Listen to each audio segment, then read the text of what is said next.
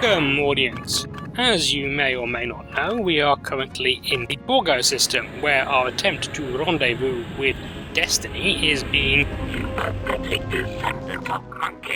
Bogies in sight. Break and attack. Taking it to him. delayed, much like this sentence, by the Kilrathi. As you also may or may not know, this mission represents the first stop on our grand tour of the Wing Commander 3 difficulties. So this time I'm playing on Crazy, which is one step down from Nightmare, which I have been previously playing on, and the idea is to show you the various different ways that Origin used to make the game easier or alternatively harder.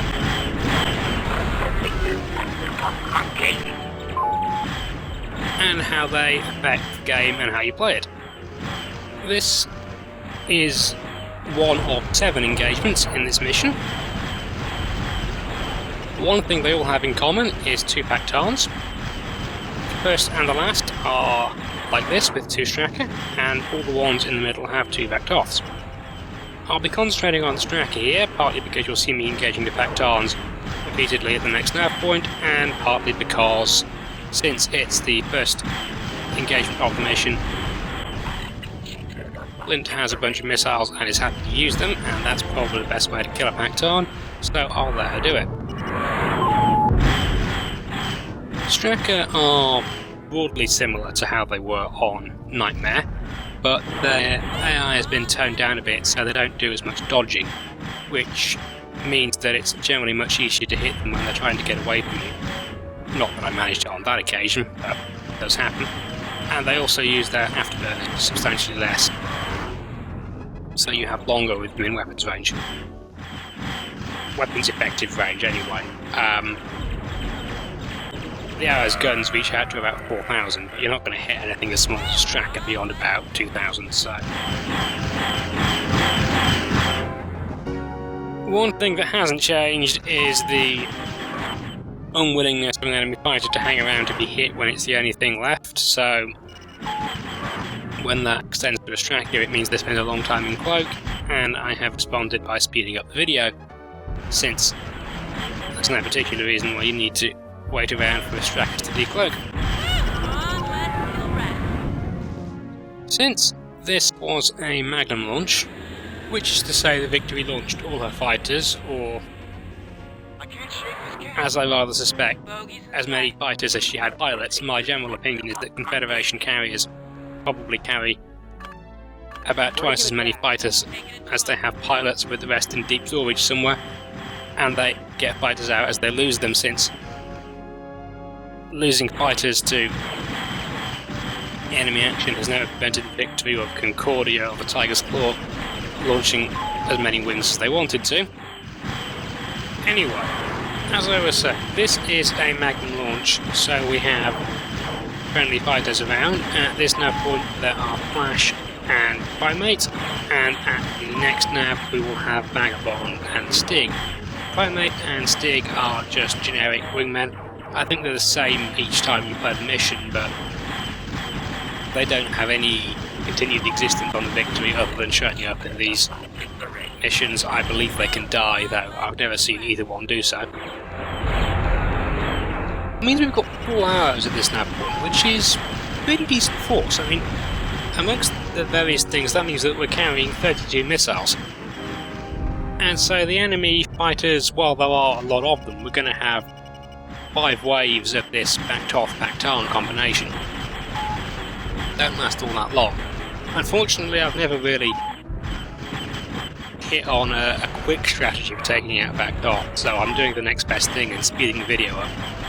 I have a perfectly safe strategy of taking out Vaktoth, so that I don't take much damage doing it. It's just the same one you saw me use on Nightmare. But the difference between Vaktoths on Crazy and Nightmare isn't that different. They have very high AI setting compared to the other fighters. I think I commented in an earlier video that Vaktoths are regarded as very dangerous on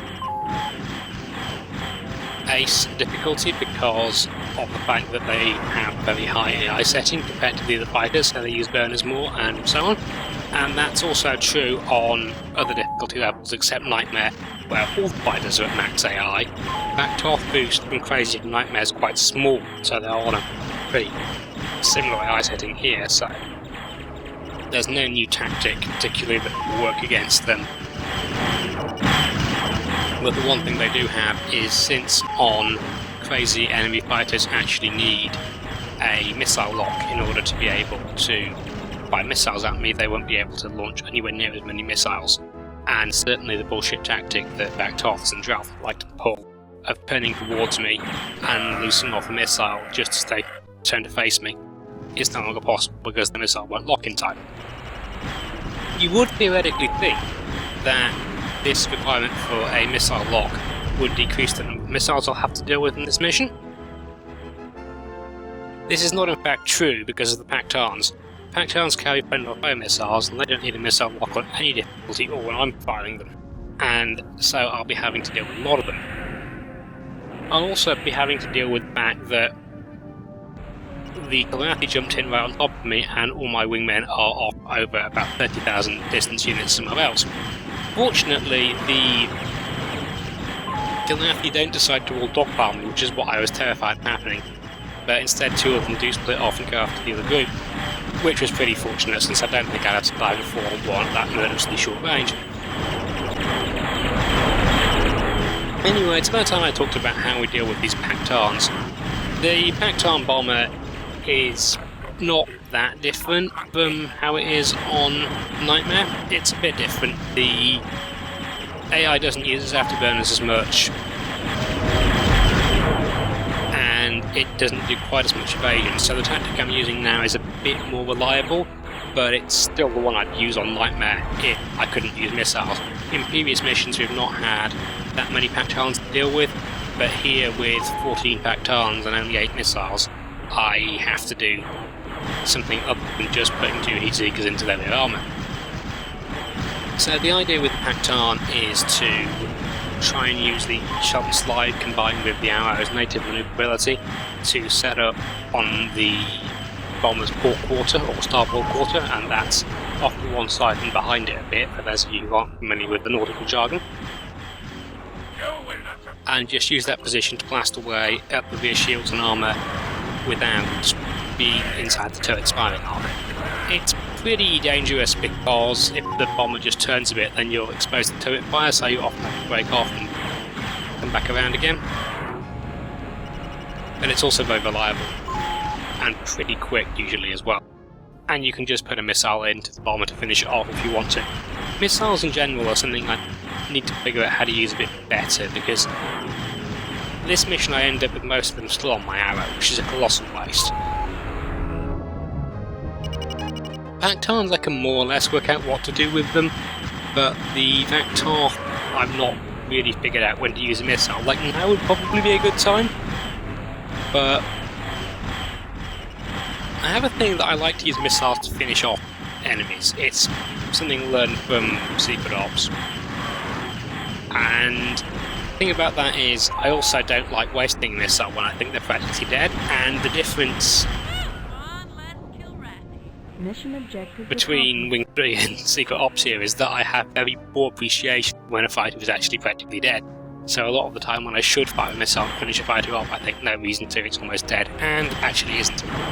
Anyway, you may have seen I just got mission accomplished. I don't know why mission is accomplished at this point. There's still 2 more waves of cat fighters here, and there's another one at the next nav point.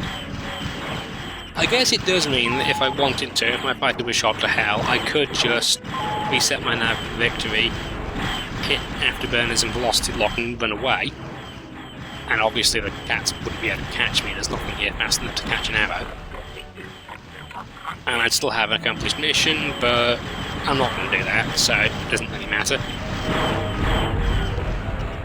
And it wouldn't be, in the wider logic of things, really an accomplished mission, since what we're trying to do is protect the behemoth, which cannot be considered particularly protected if the Goliath is still around to kill it. So we're in for more of the same. This nav point is entirely Pactans and Vector, so it's the same strategy. This one was a bit more difficult than the others. There is a variability in what level AI gets set to fighters in a wave, and I think this Bactar would have been better than average because it used its afterburners a lot. And it made lining up, trying to do the sort of parallel course, but using the slide to rotate around so you can fire at it. What I'm doing here, basically using the slide to travel in the same direction as the bomber, but with the guns pointing at it. It made it a lot harder to set up, but it's still pretty rewarding when it does. It's one of my favourite things to do with the arrow, just using the slide against the bomber. The Bactar heavy fighter, you don't use the slide in quite the same way, though it is still somewhat useful. The biggest thing I use the slide for against the Bactar is when it turns away after a head-to-head. If you just turn towards it, then you're basically flying through the same general area of space, and there's a pretty high risk of a collision. Whereas if you slide, you'll end up facing the same way, but you're far less likely to run into it, and gliding with the Bactar is probably the most likely way it'll actually do any damage to an arrow. So obviously, a heavy fighter has got thicker shields and armour than you have, you don't really want to run into one. And there's not a huge amount else to say really, because Origin is once again doing its trick of repeating the exact same encounter. This is a particularly egregious example with 7 encounters, 5 of which are identical and the remaining 2 which are also the same as each other. It's not actually that bad to play, because it's all fairly fast-paced. I mean, the Bactars are a bit slower than the Bactars, but there's a lot of friendlies around, so nothing lasts too long. But it doesn't make for the best video. I'm not sure how you'd categorise it in terms of variation by comparison with other genres. If you think about something like an FPS, a lot of the enemies in that tend to be more or less the same in most levels, but in an FPS your variation tends to come from terrain and how the rooms work and things like that, which obviously just isn't there in a space game, so you'd expect more variation from the enemies there. Anyway, you don't get it. You might have noticed Flint just ejected again. I really don't know what's going on there. I mean, I play Wing Commander 3 through a lot, and Flint ejecting in consecutive missions is something I've never seen before. There was a guy who commented on my last YouTube video about Flint ejecting that he'd never seen the Flint ejection cutscene. She just doesn't usually eject very much. I don't really know what's going on. I mean, she's flying like she's got low morale to some extent, because low morale Flint's not a very good pilot. But she hasn't got low morale, because if she did have it, she would have different comm messages to the ones that she's broadcasting.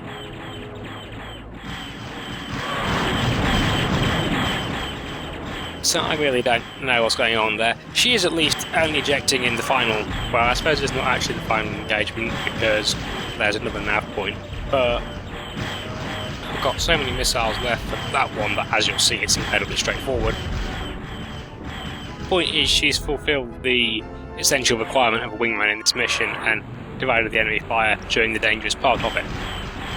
I guess she might have collided with the enemy craft or something. That does happen from time to time.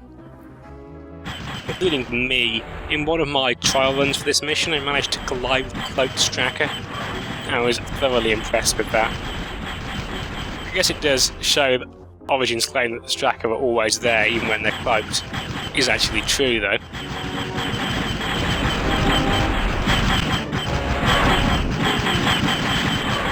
Wow, this is really incompetent firing even at high speed. I didn't realise quite how badly I'd done on this last Bactar.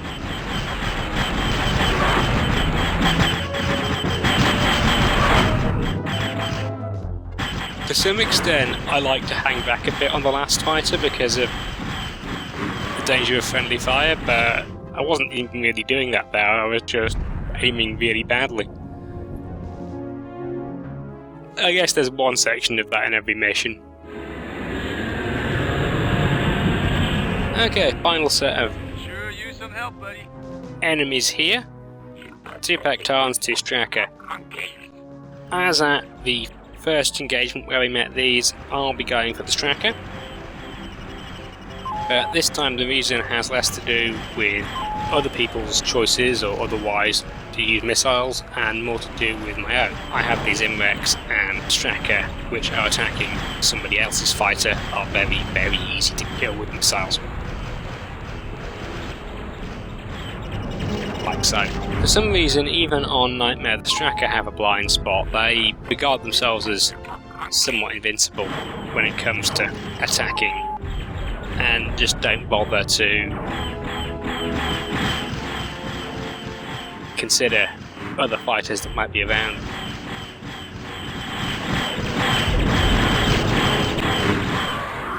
They only really seem to cloak when the player has the lock on them rather than when someone else has. I think it's maybe AI fighters don't actually use target lock, I don't know.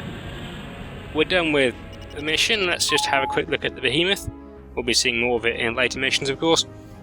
So just a quick perusal of it here. You can see it's not quite finished. The holes or rust or whatever it is on the side there. And it's got a very large gun, which you won't quite see because I'm not going to waste my time going around the front, but that's the aperture at the right hand side there. That's it for this mission, so thanks for watching. I've been Elan and this has been Wing Commander 3 Heart of the Tiger. Enjoyed Polwin's congratulations, and I'll see you next time for a mission that you have to fly in a longbow. I can hardly wait. Need clearance, TCS Victory. Colonel, you've just confirmed my belief that you and the Victory were the correct choices for this undertaking. The Behemoth requires some light maintenance prior to moving out, so we won't be leaving this system just yet.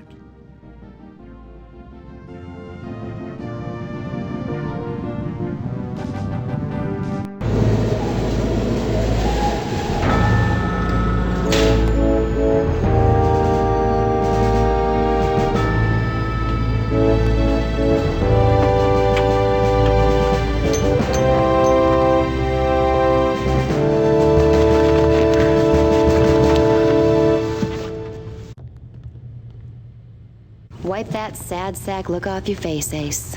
She made it.